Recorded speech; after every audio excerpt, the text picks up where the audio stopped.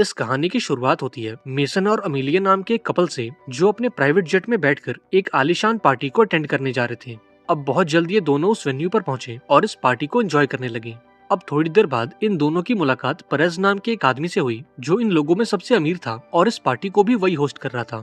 यहाँ बातों बातों में मेसन ने बताया कि उसके पास एक कार कलेक्शन है और उसे गाड़ियों का बहुत शौक है। अब ये सुनकर परez भी खुश हो गया, क्योंकि उसे भी गाड़ियों को कलेक्ट करने का काफी शौक था। इसके बाद वो मेसन और अमीलिया को अपने प्राइवेट गराज में ले गया, ताकि वो इन दोनों को अपनी कार कलेक्शन दिखा सके। यहाँ परez ने इन दोनों को अपनी फेवरेट कार दिखाई, जिसकी कीमत लगभग 200 मिलियन डॉलर्स की थी। अब इस कार को देखकर मेसन और अमीलिया इसके अंदर बैठकर इसे फील करना चाहते थे। अब परez ने भी उनकी इस रिक्वेस्ट को मान लिया और इन्हें गाड़ी में बैठने की परमिशन दे दी। अब गाड़ी में बैठते ही अमीलिया ने लिंक नाम की एक हैकर को सिग्नल दिया और सिग्नल के मिलते ही लिंक ने गराज की सारी लाइट्स को ऑफ कर दिया और इस बीच मेसन के आदमियों ने परez पर हमला करके उसे जमीन पर गिरा दिया। अब इस मौके का फायदा उठाकर मेसन ने कार को स्टार्ट किया और इसे लेकर यहाँ से फरार हो गया। अब यहाँ ये खुलासा होता है कि मेसन और अमीलिया एक प्रोफेशनल चोर हैं और इनका उस पार्टी में जाने का मकसद सिर्फ इस गाड़ी को चुराना था। इसके बाद इन्होंने इस गाड़ी को एक बड़े से ट्रक में डाला और ये देश छोड़कर भागने लगी। लेकिन इससे पहले कि ये लोग भागने में कामयाब हो पाते, FBI की एक टीम ने इन्हें चेस करना शुरू कर दिया। अब ये देखकर मेसन सोच में पड़ गया कि FBI को उनके प्लान के बारे में कैसे पता चला। पर जैसे ही अमीलिया ने मेसन पर अपनी बंदूक तानी, उसकी सारी कंफ्यूजन फौरन दूर हो गई। अब यहाँ कहानी में एक ट्विस्ट आया और ये खुलासा हुआ कि असल में अमीलिया कोई चोर नहीं, बल्कि एक FBI एजेंट है और उसने मेसन से प्यार का नाटक सिर्फ इसलिए किया था ताकि वो उसे रंगे हाथों पकड़ सके। अब ये जानकर मेसन का दिल टूट गया, क्योंकि वो अमीलिया से बहुत प्यार करता था। लेकिन इसके बावजूद भी उसने अपनी टीम को प्लान बी के लिए बोला और ये ऑर्डर्स मिलते ही उन्होंने अपनी सारी गाड़ियों को नदी में उतार दिया। अब इस प्लान बी के चलते वो उस गाड़ी को तो नहीं चुरा पाए, लेकिन FBI के हाथों पकड़े जाने से बाल बाल बच गए। इसके बाद हम 3 महीने बाद का सीन देखते हैं, जहाँ मेसन ने अब चोरी चकारी छोड़ दी और शहर के बाहर एक आम जिंदगी बिताने लगा। अब एक दिन मेसन का छोटा भाई शॉन उसके पास आया और उसे बताया कि वो एक बैंक में चोरी करने का प्लान बना रहा है और वो मेसन को भी इस प्लान में शामिल करना चाहता है। हालांकि मेसन ने ये कहकर इनकार कर दिया कि अब मैं रिटायर हो चुका हूँ और अब मुझे किसी नए लफड़े में नहीं पड़ना। यहाँ शॉन ने उसे मनाने की काफी कोशिश की, लेकिन जब मेसन नहीं माना तो शॉन वहाँ से चला गया। पर जाने से पहले उसने मेसन को एक फोन दिया, ताकि अगर उसका मन बदल जाए तो वो इस प्लान में शामिल हो सके। अब देखते ही देखते 3 दिन गुजर गए, लेकिन मेसन का फैसला नहीं बदला। अब चोरी वाले दिन लिंक ने मेसन को कॉल करके पूछा कि तुम आज की चोरी के लिए इतने लेट क्यों हो। अब ये सुनकर मेसन हैरान हो गया, क्योंकि उसने तो शॉन को इस मिशन के लिए मना कर दिया था। दरअसल शॉन ने अपने टीम मेंबर्स को ये बोला था कि मेसन इस प्लान में शामिल होने के लिए रेडी है। अब पहले तो मेसन को काफी गुस्सा आया, पर इस मामले को संभालने के लिए उसे ना चाहते हुए भी शॉन के प्लान में शामिल होना पड़ा। वहीं दूसरी ओर हम शॉन को देखते हैं, जो बैंक के बाहर मौजूद एक कॉफी शॉप में बैठा था, क्योंकि उस बैंक का मैनेजर हर दिन उस कॉफी शॉप में कॉफी पीने आता है। अब जैसे ही वो मैनेजर कॉफी शॉप में आया तो शॉन उसके पास गया और उसे बंदूक दिखाकर हॉस्टेज बना लिया। इसके बाद वो मैनेजर को लेकर बैंक में जाने लगा, पर तभी वहाँ पर मेसन आ गया और इन्हें अंदर जाने से रोक लिया। यहाँ मेसन ने शॉन से बोला कि तुम्हारा ये प्लान ठीक नहीं है और इसमें हम सब मारे जाएंगे। इस पर शॉन ने बोला कि अब इन सब का कोई फायदा नहीं है, क्योंकि हमारी टीम ऑलरेडी बैंक के अंदर जा चुकी है। इसके बाद ये तीनों बैंक में गए, जहाँ मेसन ने देखा कि उसकी टीम के सभी लोग भेस बदलकर आम लोगों में घुल मिल चुके थे। इधर शॉन मैनेजर को लेकर एक कोने में गया और उससे दरवाजा खोलने को बोला, लेकिन मैनेजर ने दरवाजा खोलने के बजाय बैंक का सिक्योरिटी अलार्म बजा दिया। अब अलार्म के बजते ही पूरे बैंक में खलबली मच गई और बैंक के सिक्योरिटी गार्ड्स इन चोरों पर गोलियां बरसाने लगे। हालांकि मेसन की टीम ने बड़ी आसानी से इन गार्ड्स का काम तमाम कर दिया और बैंक में मौजूद सभी कस्टमर्स को हॉस्टेज बना लिया। अब यहाँ मेसन ने शॉन से पूछा कि असल में तुम्हारा टारगेट है क्या। इस पर शॉन ने बताया कि वो एक लॉकर की तलाश में है, जो एक इसाबेल फेरो नाम की औरत को बिलोंग करता है, और उस लॉकर में एक हार्ड ड्राइव है जिसके अंदर कई मिलियन डॉलर्स की क्रिप्टो करेंसी है। अब ये सुनने के बाद मेसन उस मैनेजर को लेकर बैंक के वॉल्ट में गया और उस लॉकर को खोलने के लिए बोला। अब जरा गौर करो, इस लॉकर की एक चाबी थी मैनेजर के पास और दूसरी चाबी थी इसाबेल, यानी कि इस लॉकर की ओनर के पास, और ये लॉकर तभी खुलेगा जब ये दोनों चाबियां एक साथ लॉकर के अंदर जाएंगी। अब कहानी में ट्विस्ट ये था कि शॉन को उस दूसरी चाबी के बारे में घंटा पता नहीं था और ये भाई साहब अपनी पूरी गैंग लेकर बैंक में चोरी करने घुस आए थे। अब जब मेसन को ये बात पता लगी तो उसे शॉन पर काफी गुस्सा आया। इसके बाद उसने लिंक से बोला कि तुम उस लॉकर को हैक करो और उसकी सिक्योरिटी को बाईपास करके उसे खोल दो।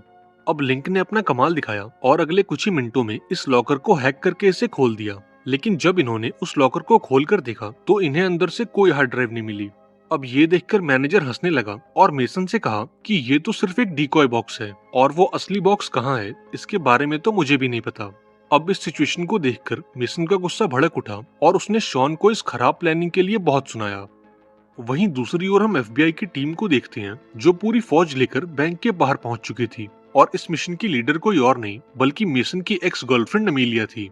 यहाँ अमीलिया ने मेसन की टीम को कांटेक्ट किया जहाँ लिंक उसे अपनी बातों में उलझाने लगी, लेकिन अमीलिया इन तरीकों से वाकिफ थी इसलिए उसने लिंक से बोला कि तुम फौरन मेसन से मेरी बात कराओ। अब यहाँ लिंक ने मेसन को बताया कि एफबीआई तुमसे बात करना चाहती है। यहाँ मेसन ने शॉन से उस मैनेजर पर नजर रखने को बोला और फटाफट से लिंक के कमरे में पहुंचा। अब जब फोन पर उसने अमीलिया की आवाज सुनी तो उसकी पुरानी यादें दोबारा से जाग उठी, लेकिन फिर मेसन ने खुद को याद दिलाया कि अब अमीलिया उसकी दुश्मन है और वो उसकी टीम को पकड़ने आई है। इसके बाद मेसन ने अमीलिया से नेगोशिएट करना शुरू किया और उससे कहा कि तुम अपनी टीम को बैंक से 50 फीट दूर कर लो, वरना मैं एक एक करके इन हॉस्टेजेस को मार दूंगा। इसके साथ ही तुम हम सभी के लिए पिज्जा और बियर का इंतजाम करो और उन पिज्जा बॉक्सेस को डिलीवर करने तुम खुद बैंक के अंदर आओ। अब अमीलिया ने इस डिमांड को मान लिया, लेकिन इसके बदले में उसने मेसन से 2 लोगों की रिहाई मांगी और मेसन ने भी बिना आनाकानी किए उसकी इस डिमांड को मान लिया। इसके बाद मेसन की टीम ने सभी हॉस्टेजेस को ऊपर वाले हॉल में शिफ्ट किया और अमीलिया का इंतजार करने लगे। अब थोड़ी देर बाद अमीलिया ने खाने पीने का इंतजाम किया और उसे लेकर बैंक के अंदर पहुंची। अब यहाँ उसकी मुलाकात मेसन से हुई जो उसे देखकर काफी खुश हुआ और उससे प्यार भरी बातें करने लगा। हालांकि अमीलिया ने इन बातों पर ध्यान नहीं दिया और उसने मेसन से सरेंडर करने को बोला, लेकिन मेसन ने इसके लिए साफ इनकार कर दिया और अमीलिया को बैंक से बाहर भेज दिया। इसके बाद उसने सभी को खाना खिलाया और डील के मुताबिक 2 लोगों को रिहा कर दिया। लेकिन तभी कुछ ऐसा हुआ जिसकी उम्मीद किसी को नहीं थी। दरअसल उस मैनेजर ने शॉन पर हमला कर दिया और उसकी बंदूक लेकर वहां से फरार हो गया। अब ये देखकर मेसन भी उसके पीछे भागा और एक लंबी भागदौड़ के बाद आखिरकार वो मैनेजर पकड़ा गया। इसके बाद मेसन ने मैनेजर को इंटरोगेट किया और उससे इसाबेल के बारे में सारी जानकारी निकलवाई। अब यहाँ मैनेजर ने बताया कि इसाबेल फेरो इस देश के सबसे बड़े गैंगस्टर एबिल की बीवी है। वो बताता है कि एबिल एक बहुत ही खतरनाक गैंगस्टर है और उसके पास इस देश के सभी पावरफुल पॉलिटिशियंस का सपोर्ट है और शायद उस हार्ड ड्राइव में उन पॉलिटिशियंस के काले कारनामों के सबूत मौजूद हैं और अगर वो सबूत बाहर आ गए तो इस देश की सरकार खतरे में आ जाएगी। हालांकि ये सब जानने के बाद भी मेसन ने उस हार्ड ड्राइव को चुराने का फैसला किया ताकि वो सरकार को ब्लैकमेल करके इस बैंक से बाहर निकल सके। वहीं बैंक के बाहर एक गाड़ी आकर रुकी जिसमें कोई और नहीं बल्कि एबिल का लॉयर मौजूद था। यहाँ उसने अमीलिया को ऑर्डर दिया कि अगर अगले 1 घंटे में तुम्हारी टीम ने उन चोरों को नहीं पकड़ा तो यूएस आर्मी इस बैंक पर हमला कर देगी। अब अमीलिया को समझ नहीं आया कि उसे ऑर्डर देने वाला ये आदमी असल में था कौन। अब उसने इस बारे में अपने सुपरवाइजर से बात की जहां उसे पता चला कि उस बंदे का नाम एलेक्स है और वो एबिल का वकील है। यहाँ सुपरवाइजर ने अमीलिया को बताया कि एबिल के पास इस देश के सभी पावरफुल पॉलिटिशियंस का सपोर्ट है और इसलिए हम इस मामले में कुछ नहीं कर सकते। वो अमीलिया से कहता है कि तुम जल्द से जल्द उन चोरों को बैंक से बाहर निकालने की कोशिश करो, क्योंकि अगर एक बार यूएस आर्मी बैंक के अंदर चली गई तो उन चोरों के साथ साथ बहुत से हॉस्टेज भी मारे जाएंगे।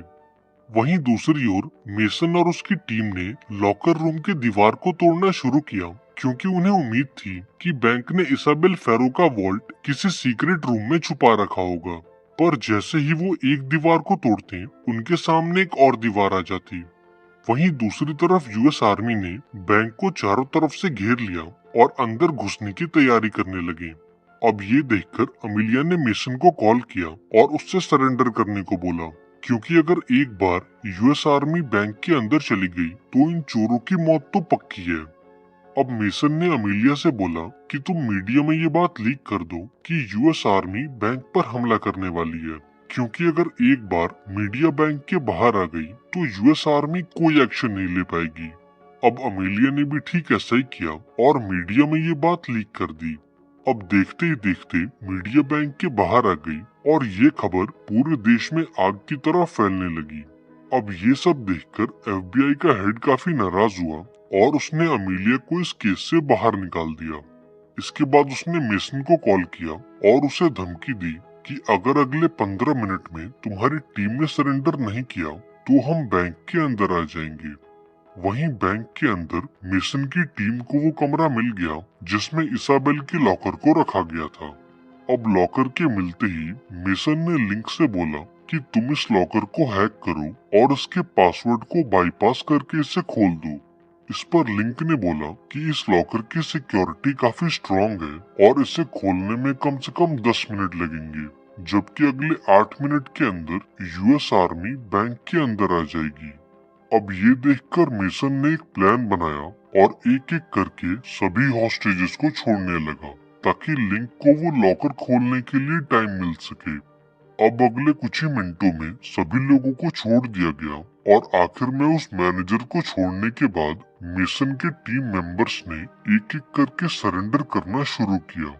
अब सभी लोग तो बैंक से बाहर आ गए, लेकिन मेसन और लिंक अब भी बैंक के अंदर मौजूद थे। अब ये देखकर एफबीआई के हेड को काफी गुस्सा आया और उसने यूएस आर्मी को ये ऑर्डर दिया कि वो बैंक के अंदर जाए और मेसन को देखते ही उसे गोली मार दे। अब ऑर्डर्स मिलते ही यूएस आर्मी बैंक के अंदर घुस आई और कुत्तों की तरह मेसन को ढूंढने लगी। अब जैसे ही वो उस कमरे में पहुंचे तो उन्होंने मेसन को देखा जो